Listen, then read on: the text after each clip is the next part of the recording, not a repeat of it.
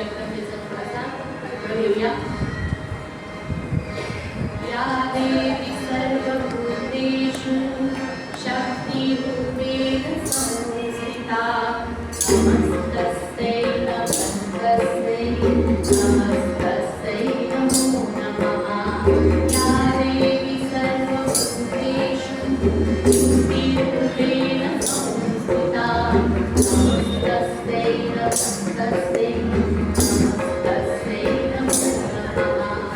या देवी सर्वभूतेषु मातृरूपेण संस्थिता नमस्तस्यै नमस्तस्यै नमस्तस्यै नमो नमः.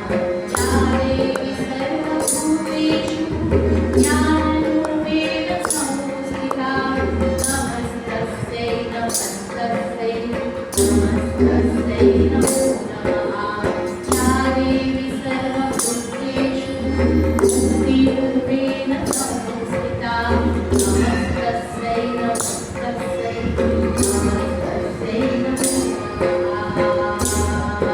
आदिमाया आदिशक्ती जगदंबा माता की जय.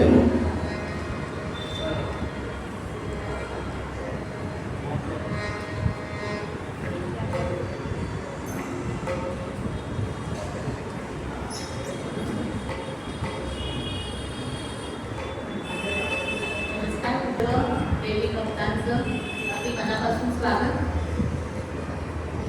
श्री अंबा माता ट्रस्टचे सर्व विश्वस्त ज्यांनी गेल्या वर्षी सुद्धा आपल्याला देवी भागवत करण्याची ही संधी दिली आहे, या वर्षी सुद्धा हे सौख्या माझ्याकडे आलं आणि आज या चैत्रापासून सुरू झालेली ही नवरात्र या देवीच्या कृपा आशीर्वादाने अगदी तिचं गुणगान छान पैकी गात आपण साजरी करतो. आमचे तुकाराम महाराज म्हणतात, आपुलिया हिता असे जो जाणता, आपुलिया हिता असे जो जागता, धन्य माता पिता तयाचिया, मुनी कन्या पुत्र होतीची सात्विक, तयाचा हरिक काटे देवा, गीता भागवत करीती श्रवण, अखंड चिंतन विठोबाचे, तुका म्हणे मज घडो त्याची सेवा, तरी माझ्या दैवा पार नाही. पंढऱ्यात महाराज की जय. आपुलिया हिता असे जो जाणतात, तुकाराम महाराज स्वतः संत आहेत आणि ते म्हणतात की अशी जी मंडळी आहेत की ज्यांना आपलं हित कळले. मग आपलं हित नेमकं कशात आहे, तर या कथा कार्यक्रमांमध्ये आल्यानंतर जे काही 4 शब्द आपल्या कानी पडतात, त्या 4 शब्दांना ऐकल्यानंतर 2 कान भगवंताने दिले, एका कानाने ऐकायचं आणि दुसऱ्या कानाने सोडून द्यायचं, असं न करता त्यातून पेचलेल्या गोष्टी आपल्या घरी घेऊन जायच्या आणि त्या आचरणात आणायच्या. वारंवार त्यांचं मनन करायचं, चिंतन करायचं आणि ज्या वेळेला या गोष्टींचा प्रसार प्रचार व्हायला लागतो तेव्हा खऱ्या अर्थाने आपण या कथा कार्यक्रमांकडून जे ग्रहण केलं ते आपल्या तर पदरी पडलंच, पण त्याच्याबरोबर त्या भगवंताच्या कार्यक्रमामध्ये सुद्धा आपण काय झालो, समाविष्ट झालो याचा आनंद भगवंताला. कारण हे ज्ञान फक्त माझ्यासाठी म्हणून हे आपल्याकडेच ठेवलं तर साचलेलं पाणी काय म्हणतं, डबतो, बरोबर. त्यामुळे ही ज्ञानाची गंगा आहे, ही वाहत राहिली पाहिजे. आपण ऐकतो त्याचं आचरण तर करायचंच आहे, पण त्या गोष्टींचा प्रसार प्रचार जेव्हा खऱ्या अर्थाने होतो ना, त्यावेळेला भगवंताला खरा आनंद होतो. आता अशा भक्तांची सेवा करण्यासाठी साक्षात संत सुद्धा म्हणतात की असे जे भक्त आहेत जे स्वतःच्या हितासाठी कसे आहेत, तत्पर आहेत. म्हणून आज कसा वेळ काढून तुम्ही माऊली इथे येऊन बसतात आणि ह्या खऱ्या अर्थाने भगवतीचं हे जे काही 11 दिवस पारायण चालतं ते तुमच्या कृपेनेच चालतं. देवीच्या स्वरूपामध्ये तुम्हीच येऊन बसता आणि तुमचंच हे तिचंच पण जे कीर्तन आहे तिचं जे प्रवचन आहे ते तिच्याच रूपाने ती करतो. त्यामुळे तुमच्या सर्वांच्या हृदयस्थ असणाऱ्या त्या जगदंबेला अगदी विनम्र अभिवादन करते आणि आजच्या कथा भागाला सुरू. देवी भागवत हा असा ग्रंथ आहे की या ग्रंथामध्ये अनेक वंशांची वंशावळ आपल्या ह्या भरतभूमीमध्ये होऊन गेले अनेक राजे, महर्षी, संत, कपोटी, ऋषी, मुनी या सगळ्यांचा अभ्यास, या सगळ्यांच्या जीवनामध्ये ज्या घडामोडी घडल्या त्या सगळ्यांचा इथे चिंतन आमच्या व्यासांची केले. व्यास हे एकमेव असे होते, मला आवाज सर्वांना व्यवस्थित होते. व्यास महर्षी हे असे होते की ज्यांनी एकाच कुळातल्या 7 पिढ्या पाहिलेल्या होत्या. म्हणजे अगदी शंतनू राजापासून. मग आता हा शंतनू राजा कोण? तर कुरु वंशाचा. ज्या कुरु राजाने म्हणजे भगवद्गीतेची सुरुवातच होते धर्मक्षेत्री कुरुक्षेत्री समवेतायुत्सवः. मग आता हे कुरुक्षेत्र म्हणजे काय?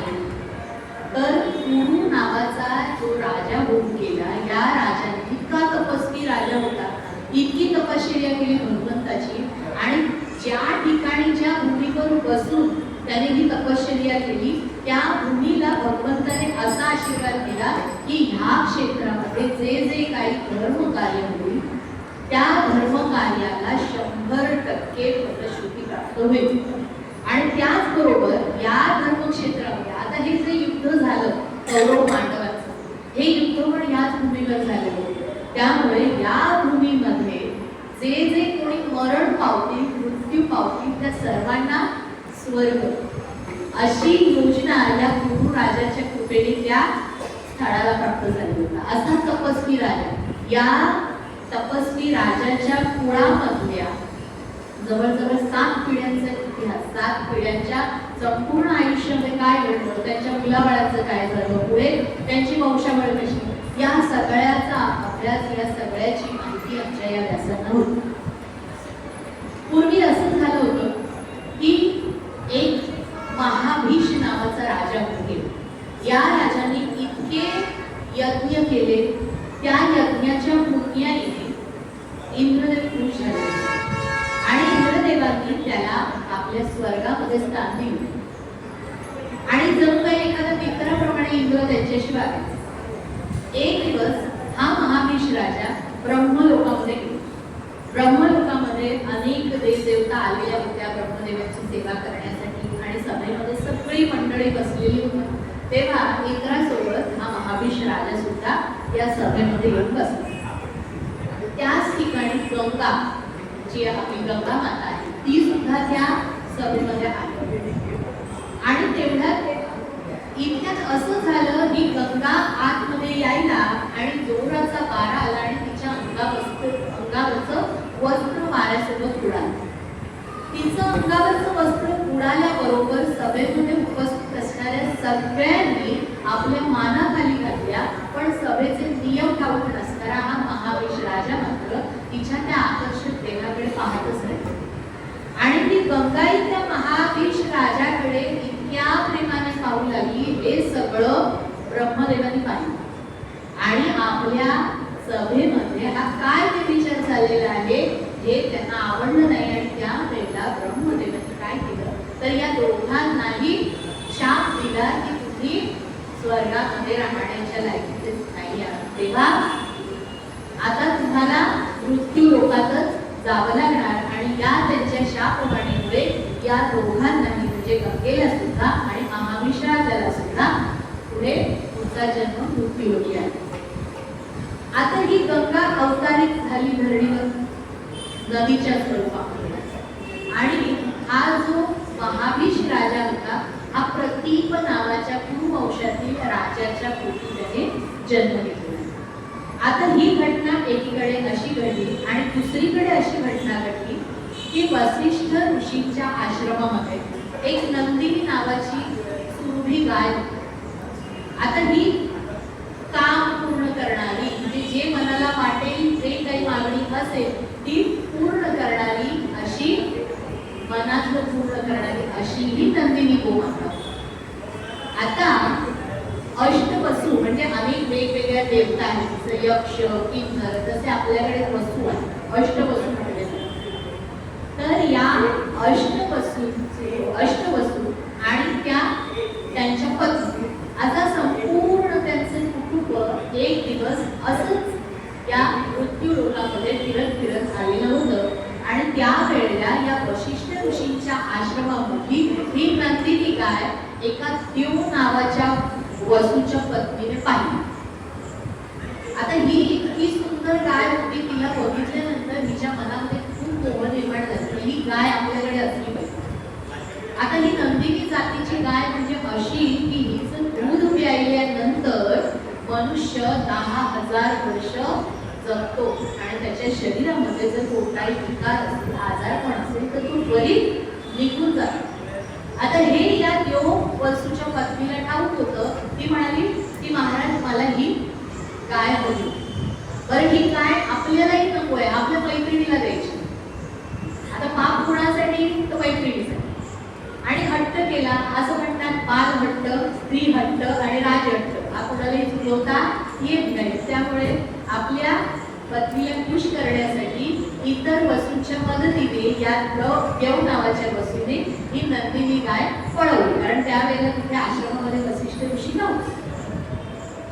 आता वसिष्ठ ऋषी थोड्या वेळाने तिकडे आले, त्यांनी पाहिलं गाय तिथे नाहीये. म्हटल्यावर त्यांनी सगळी शोधाशोध केली, वनामध्ये जाऊन पाहिलं, फार थकले. शेवटी म्हणाले आई म्हणतात ना आपले आहे आपल्यापाशी तरी तू भुलेला अशी, तसं तपोभूत आहे. 2 मिनिटात डोळे पिटून बसले असते तर गाय कुठे आहे कळलं असतं. पण सगळीकडे शोधाशोध घेऊन थकले आणि थकल्यानंतर त्यांच्या लक्षात आलं की अरे आपण ध्यानात जाऊन पाहू शकतो.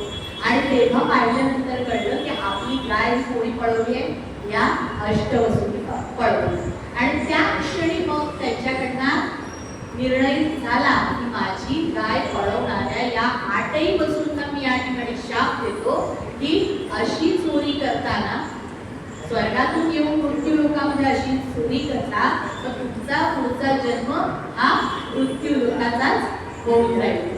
हे ऐकल्याबरोबर या अष्टवसूंचे डोळे खाडकन उघडले. आता म्हणे काय करायचं, ही गाय जर आपल्यासाठी घेतली असती, आपल्याकडे असती तर गोष्ट घेतली कोणासाठी, मैत्रिणीसाठी, आपल्या पत्नीसाठी. हे कळल्याबरोबर अष्टवसू सगळे धावत आले आणि धावून आल्याबरोबर त्यांनी या वशिष्ठांची क्षमा मागितली. आणि क्षमा मागून म्हटलं की महाराज हे आम्हाला काही कल्पना नव्हती की ही नंदिनी गाय तुमच्यासाठी इतकी प्रिय आहे आणि त्या वेळेला उपशाप द्या काहीतरी, पण आम्हाला हा मृत्यू लोकाचा जन्म नको. आता हे तपस्वी लोक जितकी पटकन क्रोधाग्नीमध्ये पेटतात ना, त्याचप्रमाणे लगेच शांत सुद्धा होतात. नंदिनी गाय पुन्हा आणून देतो म्हटल्याबरोबर आमचे वशिष्ठ ऋषी अगदी शांत झाले आणि ते म्हणाले की आता शाप तर दिला गेलाच आहे, त्याला म्हणजे ब्रह्मवाक्य मुखातून निघाले ते मला मागे तर घेता येणार नाही, पण मी फार तर तुम्हाला हा जन्म काही काळासाठी म्हणून ते तोडू का आणि पुन्हा मग तुम्ही मुक्त. आता या अष्टवसूंपैकी जो हा देव नावाचा वसू होता, ज्याच्या पत्नीच्या हट्टाखातर हे सगळं घडलेलं होतं, त्यामुळे मात्र वशिष्ठांनी सांगितलं की पत्नी हट्ट म्हणजे स्त्री हट्ट, राज हट्ट आणि बाल हट्ट पुरवताना त्याचा परिणाम काय होतो याचा विचार पुरुषांनी केला पाहिजे. तेव्हा त्याबद्दल या देव नावाच्या वसूला 1 वर्ष नवे एक जन्म तिथे काढावा लागेल आणि इतर सगळे वसू मात्र मुक्त होतील. आता हे वसू हे सगळं ऐकून आपल्या स्वर्गलोकी जात होते. त्याच वेळेला यांना भेटली ही गंगा देखील त्याच वेळेला अवतीर्ण होत होती. ती म्हणाली की मी अशा प्रकारे हा माझा शाप भोगण्यासाठी आता या भूलोकावर जाते. तर त्यावेळेला या वसूंनी विनंती केली की माते एक काम कर की आम्हाला हा इतका मोठा गर्भवास आता आमच्या मागे लागलेला आहे, तर आम्हाला तुझ्याच पोटी जन्म घ्यायचा आहे, पण आई आम्हाला लवकरात लवकर लवकर या जन्मातून मुक्त कर. गंगा म्हणाली ठीक आहे. आणि त्याच्यानंतर मग गंगा या आपल्या भूलोकामध्ये अवतीर्ण झाली. बोला गंगा माता की. आता गंगेचं या भूलोकी अवतीर्ण झाली आणि त्याच्यानंतर ती शोध घेऊ लागली या शंतनू राजा. ध्यानामध्ये तिच्या हे लक्षात आलं की हा शंतनू राजा कुठे जन्माला आलेला आहे? कुरु वंशामध्ये जन्माला आलेला आहे. आणि ती या कुरु नगरीच्या काठावर बसून असायची, वाट बघत की कधीतरी मला हा शंतनू राजा भेटेल. आणि एक दिवस हा प्रतापी राजा त्या ठिकाणी तपश्चर्येसाठी येऊन बसला आणि त्याच वेळेला गंगेला वाटलं की हाच तो शंतनू. आणि तिने येऊन त्याला विनंती केली की मला ओळखलं का महाबळेश्वर राजा? मीच आहे ती गंगा जिच्याकडे तुम्ही पाहत होता तितक्या प्रेमवृष्टीने आणि हा शाप जन्म तुम्हाला लाभलेला. आता हा प्रतापी राजा म्हणतो नवे नवे तो मी नाही, तो माझा पुत्र शंतनू आहे. तेव्हा माझ्या पुत्राशी तुझं मी विवाह करून देऊ. त्यावर गंगेने संमती दिली आणि नंतर कालांतराने शंतनूची आणि गंगेची भेट झाली. भेट झाल्यानंतर या दोघांनाही पूर्वजन्मीच्या स्मृती आठवल्या आणि त्या स्मृती आठवल्यानंतर त्यांचा दोघांचाही विवाह संपन्न झाला. आता या विवाहाच्या वेळेला आमच्या या गंगेने काही अटी ठेवल्या होत्या शंतनू राजाच्या वेळी. तर या कोणत्या अटी होत्या? तर ती म्हणाली की महाराज, लग्नापूर्वी मला एक वचन द्या की आपला विवाह झाल्यानंतर तुम्ही मला कोणत्याही बाबतीत काही प्रश्न विचारायचे नाही.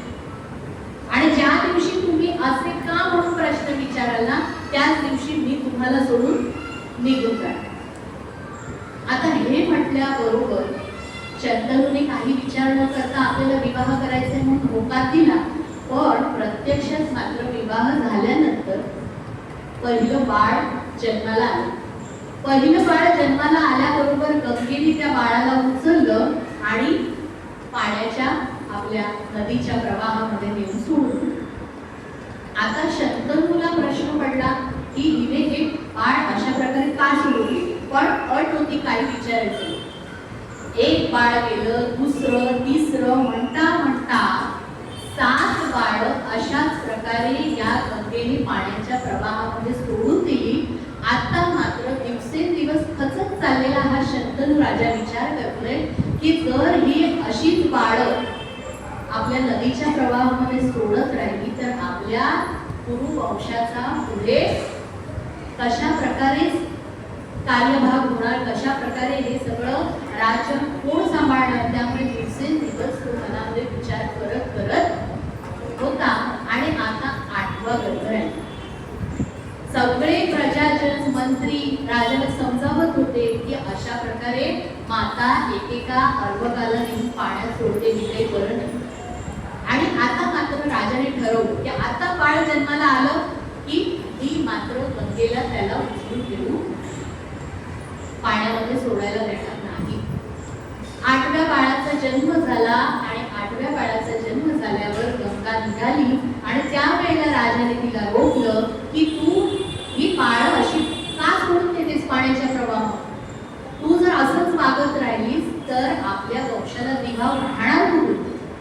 आणि हे ऐकल्याबरोबर गंगा म्हणाली की मी तुम्हाला आधीच सांगितलं होतं, ही अट मी आधीच सांगितली होती की ज्या दिवशी तुम्ही मला प्रश्न विचारणार त्या दिवशी मी तुम्हाला सोडून जाणार. त्यामुळे आता तुमची अट ही मोडली गेलेली आहे. मी या बाळाला घेऊन निघून जाते आणि बाळाला घेऊन ही आमची गंगा माता पाण्याच्या प्रवाहामध्ये लुप्त झाली आणि शेवटी निराश झालेला असा आमचा हा शंतनू राजा पुन्हा घरी पडला. काळ असाच लोटत होता. बरेच दिवस निघून गेले गेले गेले आणि मग पुढे एक दिवस असाच वनामध्ये फिरत असताना या आमच्या शंतनू राजाला या नदीच्या काठी एक बालक, या छोट्या बाळासारखा छोटासा बालक धनुष्यबाणाने नदीच्या गंगेच्या प्रवाहाला अडवतोय. ही कमाल काय आहे हे बघितल्याबरोबर शंतनू राजाच्या मनामध्ये अनेक प्रश्न होते की हा दिव्य बाळ बाळ नेमका कोण असावा. आणि तो विचार करत राहिला. तेवढ्यात गंगा माता त्या ठिकाणी अवतीर्ण झाली आणि ती म्हणाली, काय कौतुकाने पाहताय त्या बाळाकडे, तो तुमचाच आहे. आणि मग सगळं सांगितलं की हा जो 8वा बाळ होता हाच मुलगा आहे जो आता मोठा झालेला आहे. त्याला वशिष्ठ ऋषींच्या आश्रमामध्ये सगळ्या विद्यांचं ज्ञान प्राप्त झालेलं आहे आणि आता तो मी तुम्हाला समर्पित करण्यासाठी या ठिकाणी आणलेला आहे. राजाला खूप आनंद झाला आणि बाळाला, या मुलाला या शंतनू राजाकडे समर्पित करून आमची गंगा माता पुन्हा प्रवाहामध्ये प्रवाहित झाली. या शंतनूला घेऊन, आपल्या मुलाला घेऊन त्याचं नाव ठेवलं होतं देवव्रत. या देवव्रताला घेऊन शंतनू राजा घरी आला आणि अति छान सुखाचा, आनंदाचा असा वेळ त्याचा जायला लागला आणि तो अत्यंत आनंदामध्ये त्या मुलाबरोबर सुखाचे दिवस जगत होता. पुढे एक दिवस असं झालं, वनामध्ये असाच मृगईसाठी, शिकारीसाठी गेला आणि त्यावेळेला एक विचित्र असा सुंदर सुगंध त्याला येऊ लागला. राजाला वाटलं हा इतका सुगंध कुठून येतोय आणि याचा शोध घेत घेत राजा गेला. तेव्हा त्याला एक सुंदर ललना दिसली.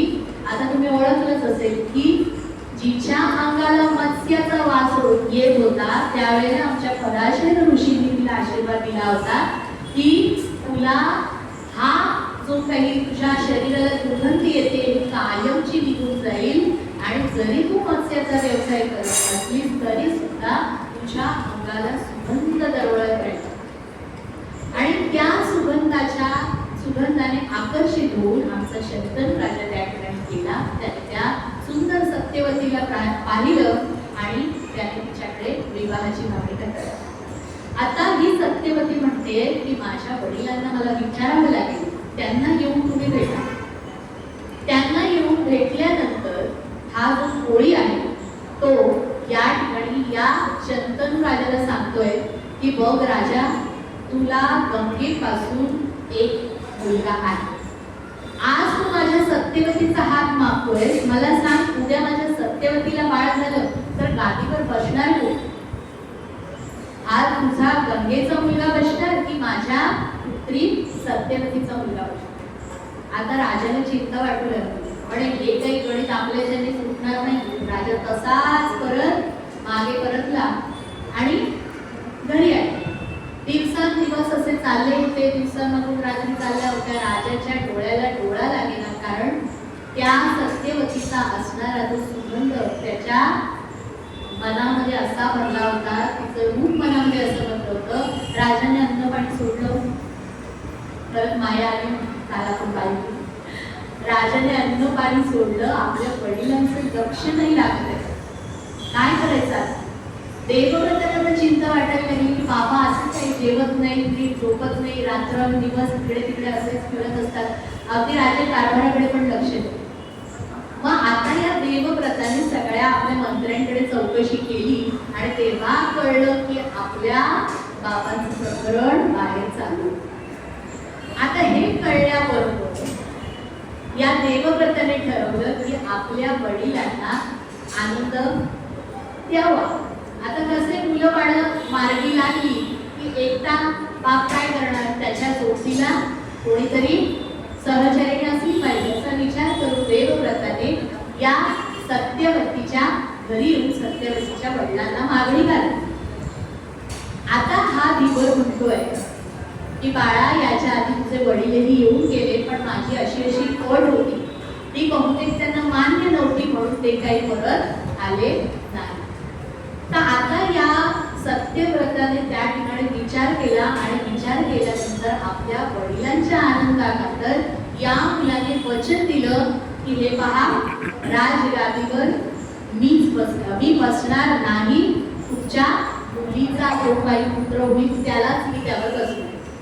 आणि पुढे उद्या तुझं लग्न झाल्यानंतर तुझी पत्नी असं म्हणाली की नाही, आपलाच अधिकार आहे, आपल्याच बाळाला राजगादीवर बसवायचं. मग काय करणार? मग आता या भीष्माने दुसरी प्रतिज्ञा घेतली की मी विवाह करणार नाही. आणि मग विवाह करणार नाही याच्यानंतर असंही की मी मोठा आहे, मग उद्या तू अधिकार दाखवशील, हे बघा मी विवाह करणार नाही, मी राजगादीवर बसणार नाही असेल त्याला सहकार्य मी करतो. आणि म्हणून तेव्हापासून या 3 अटी मराठीमध्ये आमच्याकडे वाक्प्रचार म्हणून रूढ झाला. फक्त मराठीतच नाही तर इतर अनेक भाषांमध्ये भीष्म प्रतिज्ञा, भीष्म प्रतिज्ञा आणि अनेक भाषांमध्ये हा शब्द अशाच प्रकारे असाच वापरला जाऊ लागला.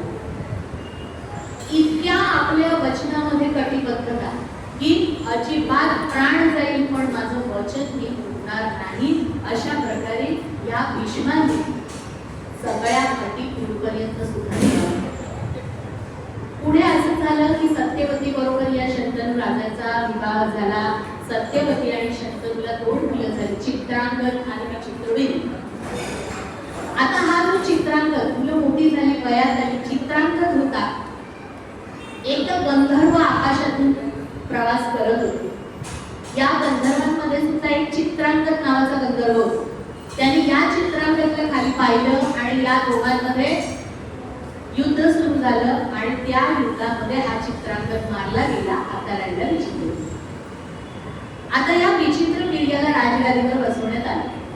विचित्र वीर्य राजगादीवर बसल्यानंतर याचा आता 2चे 4 हात केले पाहिजे असा विचार करून आमच्या या भीष्मांनी आपल्या या विचित्र वीर्यासाठी मुली शोधण्याचा कार्यक्रम सुरू. आता त्यावेळेला काशी राजा म्हणून राजा होता. त्या राजाने मुलींचं आपले स्वयंवर मांडलेलं होतं. त्याला 3 मुली होत्या, अंबा, अंबिका आणि अंबाली. या ठिकाणी भीष्म गेलेले आहेत. सगळे जेवढे पण राजे त्या ठिकाणी आले त्या सगळ्या राजांचा त्यांनी काय केला, युद्धामध्ये त्यांना हरवलं आणि या 3ही मुली जिंकून आपल्या बरोबर येताना घेऊन आल्यानंतर विवाह ठरवण्याबाबत सगळी बोलणी व्हायला लागली. आणि त्या वेळेला ही जी अंबा होती ती अंबा म्हणाली की तुम्ही स्वयंवरात जिंकून मला घेऊन आलात खरे, पण माझं एका शाल्व नावाच्या राजावर प्रेम. आता भीष्म म्हणाले हरकत नाही, तुझं जर शाल्ववर प्रेम आहे तर मी तुला तिथे देऊन सोडून येतो, तू त्याच्याबरोबर विवाह कर. भीष्म त्या अंबाला घेऊन निघून गेले या शाल्व राजाकडे. पण शाल्व राजाने मात्र नकार दिला की भीष्मा, तू स्वयंवरात जिंकून या तिघींनाही घेऊन गेलास ना, तेव्हा आता त्या आमच्या राहिलेल्या नाही. आणि अशा प्रकारे तुझ्या घरी राहून आलेली मुलगी मी काही स्वीकारणार नाही. हे ऐकल्यानंतर या आंबेच्या पायाखालची जमीनच सरकली. रडू कोसळलं म्हणे आता मी काय करू. आता या भीष्मांना विनंती केली की अशी तर माघारी मी जाऊ शकत नाही, तेव्हा तुम्ही माझ्याशी विवाह करा. पण आमच्या भीष्मांनी प्रतिज्ञा आधीच घेतलेली होती, त्याची पण नकार दिला. आणि त्या वेळेला रागाने तिने भीष्मांना शाप दिला की हे भीष्मा, एक दिवस आज तू माझ्या स्त्रीचा अपमान करतोय, पण या स्त्रीच्याच हातून तुझा मृत्यू होईल. आणि मग याच आंबेने वनामध्ये जाऊन त्या ठिकाणी तपश्चर्या करून पुढे शिखंडी म्हणून नवा देह प्राप्त करून घेतला आणि त्या देहाच्या मार्फत भीष्माचा मृत्यू युद्धामध्ये झाले. आता उरल्या या अंबिका आणि अंबाली, या दोघींचा विवाह या विचित्र वीर्याबरोबर झाला. विचित्र वीर्याबरोबर झाल्यानंतर हा इतका म्हणजे अगदी विचित्र वीर्य सुद्धा चांगला तपोभूत होता, चांगला सदाचारी होता. पण प्रपंचामध्ये पडल्यानंतर इतका त्या बायकांच्या नादी लागला आणि काम वासनेमध्ये इतका रमून गेला, सगळा सदाचार विसरला. परिणाम असा झाला की क्षयरोगी बनला आणि क्षयामध्येच त्याचा मृत्यू झाला. आता राजगादीला वारस मात्र नाही. मग आता काय करायचं. आता सत्यवतीला चिंता वाटायला लागली. भीष्माला विनंती केली की भीष्मा, आता एक काम कर, तूच राजगादीवर बस आणि विवाह करून पुढे आपला हा वंश चालू होतो. पण भीष्म म्हणाले नाही आहे, मी तेव्हाच प्रतिज्ञा केली होती आणि ती प्रतिज्ञा मात्र अजिबात होणार नाही. मग आता करायचं काय. सत्यवतीने खूप विचार केला आणि विचारानंतर तिला आठवलं तो म्हणजे आपला तपोभूत असणारा असा पुत्र व्यास. तेव्हा व्यासाने कृष्ण वैभव पेटावर आईला सांगितलं होतं की आई, जेव्हा म्हणून तू माझी आठवण काढशील त्या वेळेला मी क्षणात तिथे तुझ्या भेटीसाठी येईन आणि अगदी तसंच झालं. आईने स्मरण मात्रे स्मरतेगामी असणारे व्यास ठिकाणी प्रकट झाले. आई बोल तुझी काय चिंता आहे, आणि सत्यवतीने आपली चिंता सांगितली. आणि ती चिंता सांगितल्यानंतर तिने अशी विनंती केली की माझ्या या राजगादीला तुझ्यापासून काय मिळू दे, वंश मिळू दे. तेव्हा तुझ्या कृपेने असा काहीतरी चमत्कार कर. या माझ्या दोन सुना आहेत, अंबिका आणि अंबालिका, यांच्या पोटी गर्भ प्रस्थापित होऊ दे. पूर्वीच्या काळी जे राजे निपुत्रिक असायचे की ते अशा तपोभूत असणाऱ्या ऋषीमुनींचा आसरा घेऊन त्यांच्याकडे असणारी जी तपो सिद्धी आहे त्या बळाच्या मार्फत राजगादीसाठी वंश प्राप्त करायचा. व्यास महर्षी त्या ठिकाणी या गोष्टीसाठी त्यांनी होकार दर्शविला आणि पहिल्यांदा ते अंबिकेच्या महालामध्ये गेले. आता त्या ठिकाणी व्यास आपल्या त्या तिच्या राजभवनामध्ये चालत चालत येत आहेत. त्यांचं जे प्रचंड तेज होतं ते तेज काही हिच्याने बघले ना, ते लगेच आपले डोळे बंद करून घेतले. आणि परिणाम असा झाला, व्यास महर्षी आले, डोळे बंद असणाऱ्या अशा त्या अंबिकेला त्यांनी आशीर्वाद दिला आणि तिच्या गर्भामध्ये तिच्या पोटामध्ये गर्भ स्थिर झाला. तो गर्भ अंध झाला. मग व्यास दुसऱ्या म्हणजे अंबालिकेच्या राजगृही गेले. त्यावेळेला ही पहिली घटना हिने ऐकली होती की अंबिकेला तो तेज सहन करता आला नाही आणि तिने डोळे घेतले. ही अगोदरच भीतीने थरथर कापायला लागली. व्यास महर्षी तिकडे आल्यानंतर ही इतकी पांढरी फटीक पडली होती भीतीने. महर्षी आले, त्या ठिकाणी आशीर्वाद देऊन निघून गेले. तिच्या गर्भामध्ये तिच्या पोटामध्ये जो गर्भ स्थिरावला तो असाच मित्रा आणि पांढरा पडलेला म्हणजे आजारी जन्माला. आता करायचं काय? सासूबाईंना कळलं तर सासूबाई वेगळी त्यांची बोलणी खायला लागली. तेव्हा ह्या अंबालिकेने काय केलं तर त्यावेळी त्याची दासी होती, त्या दासीला सुद्धा या व्यासांकडे पाठवलं. आणि त्यानंतर ही दासी मात्र अत्यंत हुशारीने तिने व्यासांचा सामना केला. आणि त्यावेळेला व्यासांच्या कृपेने त्या दासीला पुत्र झाला. तो पुत्र म्हणजे विदुर. तर अशा प्रकारे धृतराष्ट्र अंध बाळ जन्माला आलं. त्यानंतर पांडू जो रोगी जन्माला आला. आणि विदुर जो धडधाकट होता, ज्ञानी होता, पण त्या ठिकाणी अंध असल्या कारणाने धृतराष्ट्राला राजगादीवर बसवलं. पांडूला बसवण्यात आलं. पांडूचा विवाह कुंतीसह आणि माद्री अशा दोन पत्नी त्याला होत्या. आणि या कुंतीपासून मग पुढे कर्णाची कथा तर सर्वांना माहीतच आहे. सूर्यापासून प्राप्त झालेला विवाहपूर्व असणारा असा कर्ण आणि त्याच्यानंतर पुढे हे 5 पांडव. तर अशा प्रकारे पांडव आणि पुढे इथे धृतराष्ट्राला 2 पत्न्या होत्या. एक गांधारी आणि अजून एक पत्नी होती, ज्या पत्नीचा विशेष आपल्याला इथे उल्लेख दिसत. त्या पत्नीपासून एक मूल आणि आमच्या गांधारीपासून 100 अशी एकंदर 101 मुलं कौरवांमध्ये होती. तर अशा प्रकारे पूर्ण आपल्याला पुढचा कौरव पांडव सगळा इतिहास ठाऊकच आहे. पुढे आपल्याला ही कथा सांगण्याचा संदर्भ काय तर हे जे देवी भागवत आहे ते राजा जन्मेजयाला आमच्या या व्यासांनी सांगितलं. हा जन्मेजय कोण होता तर या कुरुवंशातलाच होता. तिथपर्यंत यायचं थोडंसं मध्यंतर घेऊया आणि भगवतीचा थोडासा